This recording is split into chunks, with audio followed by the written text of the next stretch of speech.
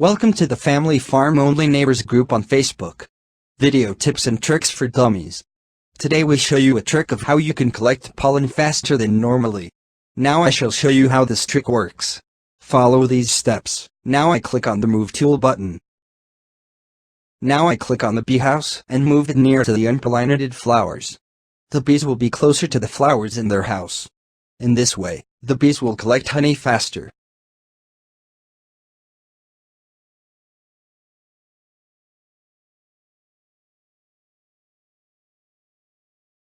After you have done all these steps and the flowers are pollinated, the work is done.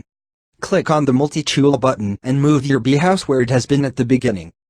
Remember, this trick works only on the main ranch, garden ranch and trees inside and outside of a grove. The same thing you can do if you need to collect nectar or bumblebee honey faster.